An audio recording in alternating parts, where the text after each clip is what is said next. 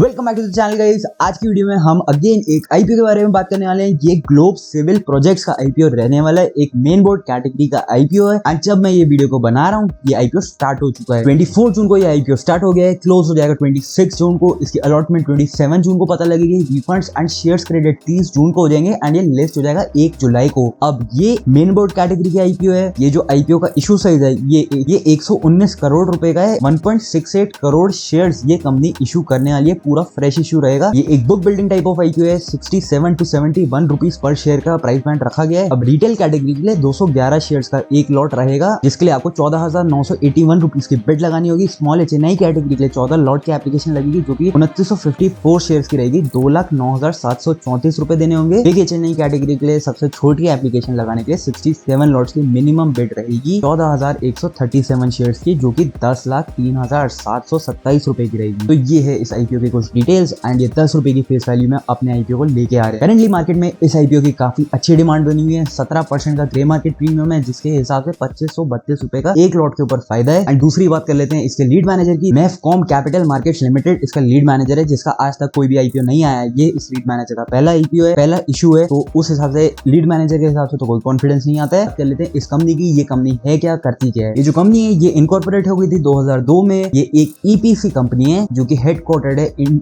New Delhi में। Engineering procurement construction based company है। मतलब ये कहने का मतलब यही है कि ऐसी कंपनीज को बेसिकली आप कॉन्ट्रैक्ट देते हैं जिसमें ये कंपनी खुद ही अपना सारा का सारा मटेरियल लेके आती है, उस पूरे चीज को डिजाइन करती है, इंजीनियर करती है, उसमें कंस्ट्रक्शन करती है एंड फिर आपको हैंड ओवर करती है। तो ये इस टाइप की कंपनी है। एंड ऐसी ही आपने रिसेंटली काफी सारे इश्यूज देखे होंगे जो कि सेम ही ईपीसी कंपनीज के हैं, मतलब सिमिलर टाइप ऑफ कंपनीज के इश्यूज हैं। दूसरी बात ये है कि इसके आज तक 11 स्टेट्स में सक्सेसफुल प्रोजेक्ट्स एग्जीक्यूट हुए हैं, जो कि उत्तर प्रदेश, हरियाणा, दिल्ली, महाराष्ट्र, आंध्र प्रदेश, कर्नाटका, गुजरात, छत्तीसगढ़, राजस्थान, उत्तराखंड और हिमाचल प्रदेश है। इस कंपनी के आज तक 37 प्रोजेक्ट्स हुए हैं एंड करेंटली इसके 12 ऑनगोइंग प्रोजेक्ट्स है, जिसमें से 5 सोशल एंड कमर्शियल प्रोजेक्ट्स हैं। अब जिस कंपनी ने अपने प्रोजेक्ट्स को डिवाइड कर रखा है, जिसमें करेंटली इसकी जो ऑर्डर बुक है वो 8,929 लाख रुपीस की है, जिसमें 14 प्रोजेक्ट्स हैं, 6 इंफ्रास्ट्रक्चर है जिसमें सोशल एंड कमर्शियल प्रोजेक्ट्स आते हैं, 3 इंफ्रास्ट्रक्चर हैं जो कि ट्रांसपोर्ट लॉजिस्टिक्स प्रोजेक्ट है, 4 नॉन प्रोजेक्ट्स हैं जो कि हाउसिंग प्रोजेक्ट्स हैं एंड 1 नॉन इंफ्रास्ट्रक्चर प्रोजेक्ट है जो कि कमर्शियल प्रोजेक्ट है। इस कंपनी के करंटली 112 परमानेंट एम्प्लॉइज है एंड इन्होंने 31 अगस्त 2024 तक का ही डेटा दे रखा है। अब ये जो social and commercial, transport and logistic, commercial office, housing, commercial office and housing तो आप समझ ही गए होंगे, बट ये सोशल एंड कमर्शियल क्या है। इसके अंदर बेसिकली एजुकेशन इंस्टीट्यूशन बनाते हैं, स्पोर्ट्स इंफ्रास्ट्रक्चर डेवलप करते हैं एंड हॉस्पिटल्स बनाते हैं। ये सोशल एंड कमर्शियल हो गया। दूसरा है ट्रांसपोर्ट एंड लॉजिस्टिक। इसके अंडर बेसिकली ये कंपनी रोड्स एंड ब्रिजेस बनाती है, एयरपोर्ट के टर्मिनल्स डिजाइन करती है, बनाती है, रेलवे टर्मिनल्स बनाती है। तो इस हिसाब से आपको समझ आ गया होगा ये कंपनी करती क्या है क्या ये कंपनी। अब इस कंपनी के काफी बड़े बड़े क्लाइंट्स रह चुके हैं, जिनमें दिल्ली मेट्रो इनका काफी नोटेबल क्लाइंट है एंड बाकी सारे क्लाइंट्स की मैं इसमें से इमेजेस अटैच कर दूंगा। तो इस हिसाब से आपको कंप्लीट अंडरस्टैंडिंग आ गई होगी है क्या ये कंपनी, करती क्या है। अब बात कर लेते हैं भाई इसके फाइनेंशियल्स की, क्योंकि सारा खेल यहीं पे ही है। इस कंपनी का जो रेवेन्यू बेस है ये 2022 से डेटा दे रखा है हमें, 286 करोड़ पे था। 2023 में इनका रेवेन्यू गिर गया, 235 करोड़ पे पहुंच गया। 2024 में बढ़ करके 335 करोड़ के ऑलमोस्ट पहुंच चुका है एंड 31 दिसंबर 2024 तक 256 करोड़ पे है। तो इस हिसाब से इनका जो रेवेन्यू है ना, ये रेकरिंग बेसिस में या फिर मैं ऐसे बोलूं कि रिपीट बेसिस में कोई ग्रोथ,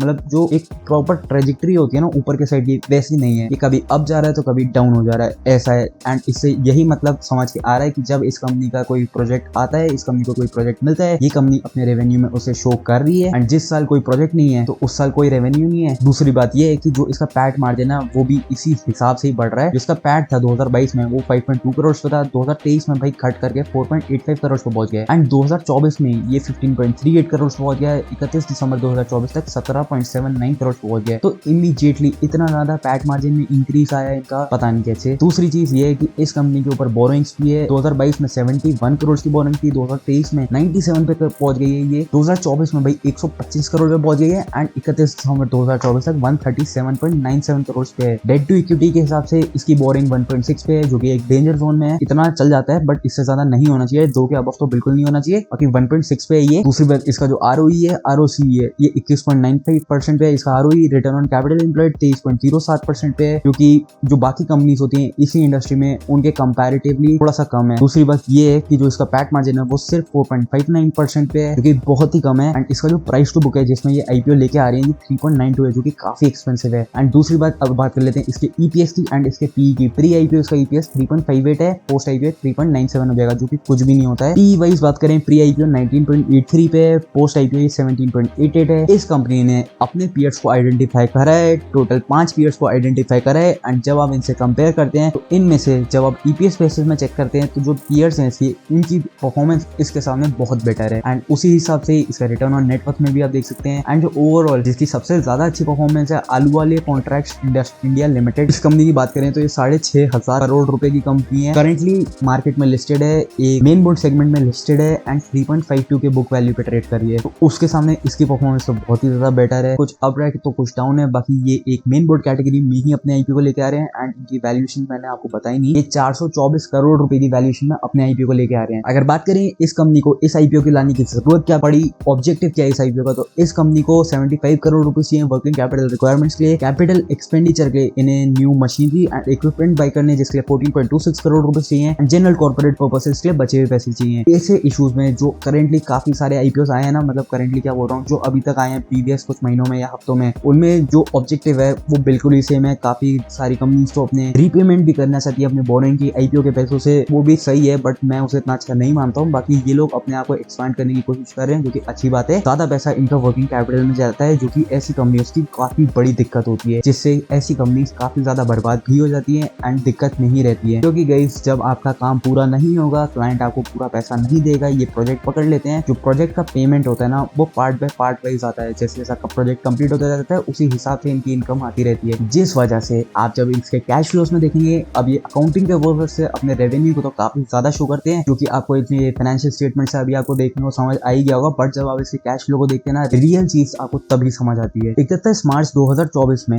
इस कंपनी का जो रेवेन्यू था ना, जैसे मैंने आपको अभी बताया था, वो 334 करोड़ रुपीस था, but cash flow from operating activities में जो इसने कैश रियलाइज करा है उसमें जब आप देखते हैं उससे 42 करोड़ रुपीस है एंड उसमें से भी जो 31 दिसंबर 2024 का इन्होंने cash flow from operating activities जो शो करा है, नेट कैश फ्लो, वो भाई नेगेटिव है। उस हिसाब से काफी कंसर्निंग पिक्चर है इस कंपनी की या फिर इस इंडस्ट्री की, ओवरऑल इस सेक्टर की, क्योंकि भाई ऐसी कंपनी में मैं थोड़ा सा डर के ही पैसा लगाता हूँ एंड ज्यादातर मैं ऐसी कंपनीज को देखता भी नहीं हूँ जिनका पैट मार्जिन सिर्फ 4 के आसपास हो। भाई 10 से ऊपर वाली पैट मार्जिन वाली कंपनीज में ही आपको पैसा डालना चाहिए, जिनका आरओई आरओसी भी 10 के ऊपर ही हो या फिर प्रेफरेबली भाई 20 के ऊपर हो, उन कंपनीज में आपको पैसा डालना चाहिए। ऐसी कंपनीज में पैसा नहीं लगाना चाहिए मेरे अकॉर्डिंग। दूसरी चीज ये एक आईपीओ है जिसमें हम सिर्फ लिस्टिंग गेन के हिसाब से ही सोच रहे हैं, तो उस हिसाब से करेंटली मार्केट में इसकी डिमांड बनी हुई है। फाइनेंशियल वाइज ये थोड़ी सी डेंजर जोन में ही है, क्योंकि कैश फ्लो इनका रियलाइज इतना ज्यादा नहीं हो रहा है। इनका 1.6 का डेट टू इक्विटी है जो कि काफी डेंजर है एंड इनकी बोरिंग लगातार बेसिस में इंक्रीज ही हो रही है। उस हिसाब से देखा जाए भाई जो इनका लीड मैनेजर है उससे भी कोई कॉन्फिडेंस नहीं आता है, सिर्फ और सिर्फ लिस्टिंग गेन में। इसके लिए आप अप्लाई कर सकते हैं। करेंटली जो सारे इश्यूज आए हैं उसमें सबसे ज्यादा ग्रे मार्केट प्रीमियम इसी का चल रहा है, बट ग्रे मार्केट प्रीमियम से उतने में ही लिस्ट हो जाए ऐसा नहीं होता है। लास्ट डे में QIBs के नंबर को देख करके ही आपको डिसीजन लेना पड़ेगा। अगर QIBs का नंबर